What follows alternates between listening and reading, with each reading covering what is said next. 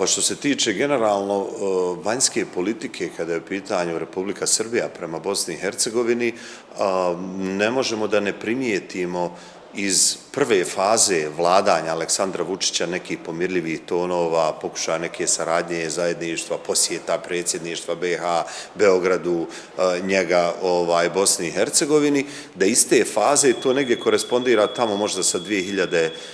19. nekako pred koronu se naglo mijenjaju ti njegovi politički prije svega stavovi i oni često nisu artikulisani lično kroz njegove stavove, ali uvijek postoji nekoliko kerbera poput Vulina i ostalih koji zapravo laju okolo i pričaju očigledno ono što Vučić i taj režim u Srbiji misli. I to je zapravo najveći problem. Tako se stvaraju lažni narativi i stupidarije od srpskih svetova do ne znam ti ni ja čega, potpisivanje memoranduma, sporazuma između države i entiteta koji direktno narušavaju takozvane dobrokomšijske odnose između Bosne i Hercegovine i Republike Srbije. Ukoliko Aleksandar Vučić i njegov režim ne stoje iza svih onih bljuvotina koje svakodnevno iznosi Vulin i još nekolicina ljudi koji su dio vlasti u Srbiji,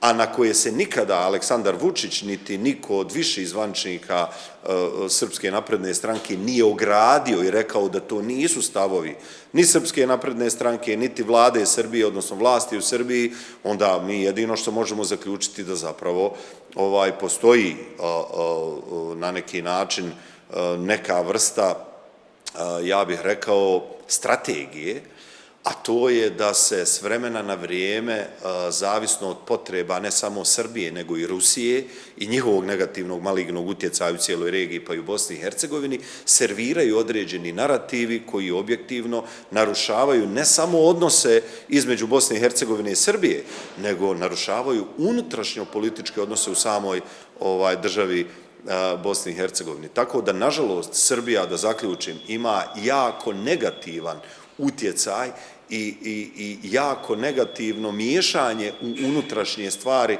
kada je u pitanju Bosna i Hercegovina. Jer te narative od ugroženosti pod navodnicima srpskog, naroda, Republike Srpske, od koga ih možete čuti? Možete ih čuti samo od Dodika i od Vučića.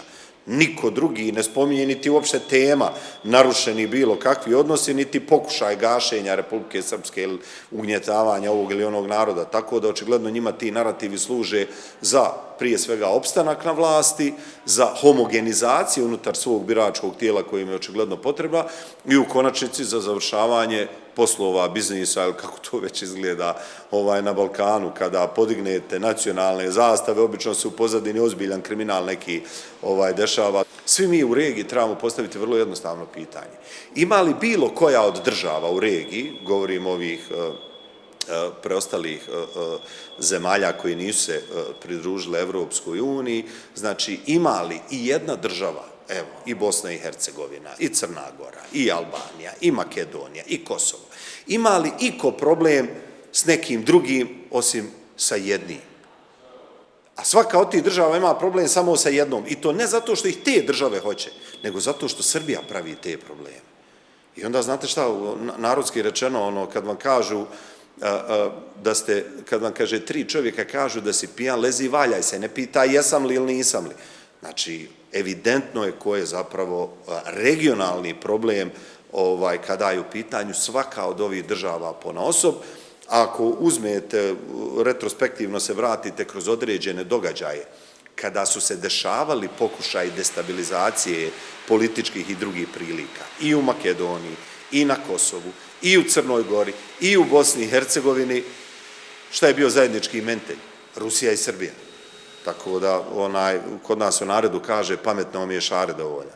Mi zapravo, svjesno ili nesvjesno, govori mi, mediji, društvo, bosansko-hercegovačko, utičemo, kako bih rekao, i pomažemo na širenje tih stvari koje objektivno su ništa drugo nego izvršavanje određenih, kako bih rekao, politika i zadovoljavanje političkih interesa onih koji, nažalost, u ovom trenutku nemaju dobronamjeran odnos kada je u pitanju Bosna i Hercegovina, a samim tim i građani Bosne i Hercegovine, i ovo odgovorno tvrdim, niti bilo od kojih naroda unutar Bosne i Hercegovine. Tako da oni koji nam žele pomoći, pomaže se na drugačiji način, a ne ovo što radi Srbija kroz ovo što pričamo, ili Hrvatska kroz dobrosusjedske odnose vam istovari na granicu onaj nuklearni otpad i onda kao pričamo o dobrosusjedskim odnosima. To je vrlo licemjerno, pokvareno, bezobrazno i u konačnici ja već izvjesno vrijeme zagovaram, što nažalost je malo teško u Bosni i Hercegovini imajući u vidu složenost i kompleksnost političkih odnosa kad su u pitanju ta vrsta donošenja odluka, ali očigledno mi trebamo početi primjenjivati nešto što je vrlo legitimno kad su u pitanju međunarodni diplomatski odnosi, a to je mjere reciprociteta.